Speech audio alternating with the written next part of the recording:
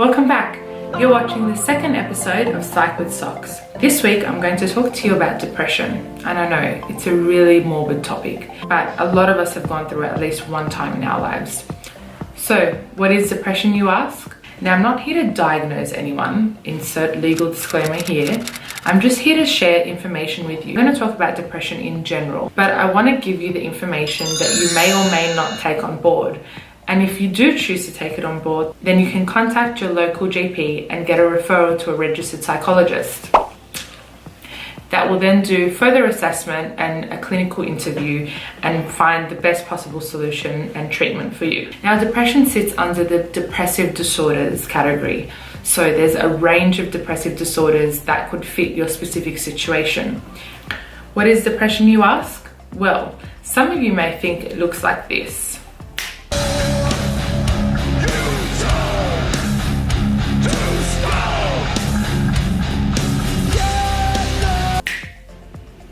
Which may not be the case. It can also look like this.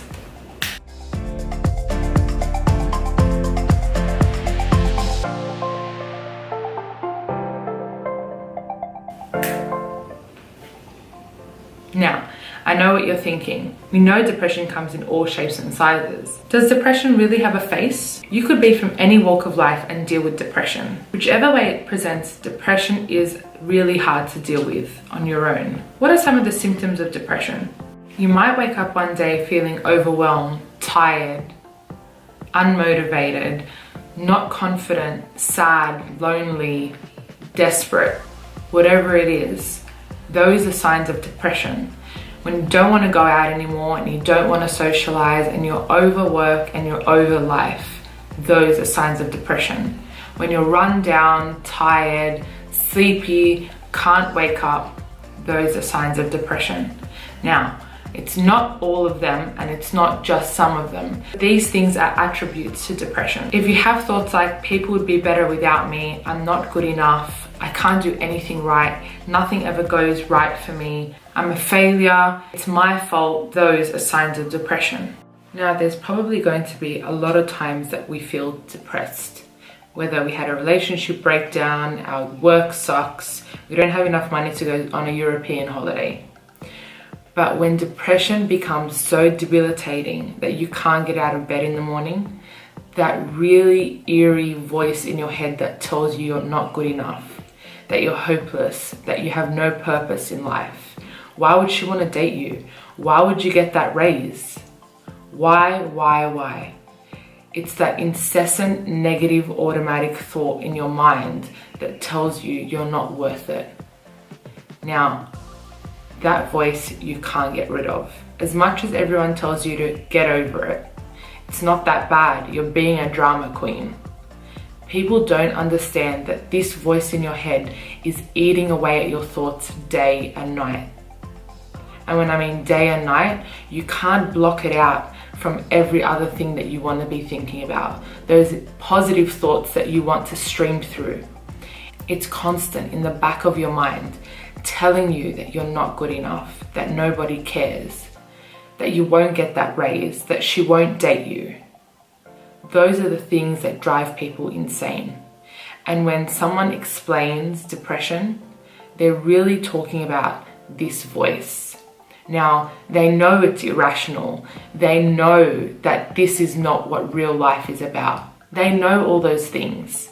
They just can't shake it. And so it's really frustrating for someone that's dealing with depression to hear from everybody else that it's going to be okay. What does that mean? If you are dealing with depression or you know someone that is dealing with depression, here are some tips on how to deal with it. Be aware. What is going on in your mind? Can you separate the rational from the irrational thoughts? Is there pros and cons to the things that you are thinking about? Can you write down what the evidence is based upon those negative thoughts? Do you really suck at your job? Or have you got a promotion in the last 6 months? Do all your colleagues commend you on the work that you do? Is that a positive reinforcer to the negative thoughts that you're having? I want you to make 2 columns. Every time you have a negative thought, I want you to list the pros and the cons. What evidence do you have that supports or denies these thoughts? Now, this works for me all the time because it really shows to me in black and white what these thoughts mean. Secondly, I want you to find your triggers. What do you feel triggers your depression? Are you happier some days than others? Do you feel if you exercise or you eat better, you talk to a certain person, that your depression feels less intense? I want you to identify the things that are making you feel better and the things that are making you feel worse. CBT is one of the leading treatments in depression. What is CBT? Cognitive behavior therapy.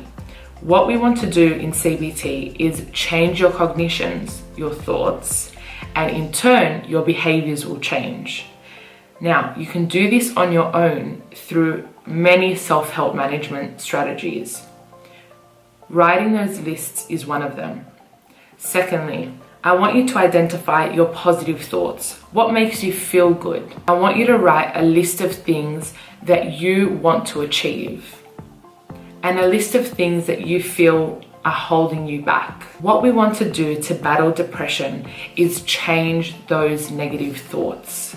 I strongly believe in what you think you are, you will be. And if you continuously think negative thoughts, then you will be surrounded with negative energy, and in turn, negative things will happen. Depression is crippling. I understand. The only way to get out of this depression is to take charge. If you feel as though you can't manage on your own, speak to a healthcare professional. Of course, depression can be caused by major life events or things that you are truly struggling with. It may be a chemical imbalance in your brain. You may have really low levels of serotonin, which are also causing your depression. There's many reasons why depression comes about. Everyone's case is individual. So if you have any questions about depression or anything else that I've spoken about on this video, please drop it in my comments. I'd love to answer specifically to you guys.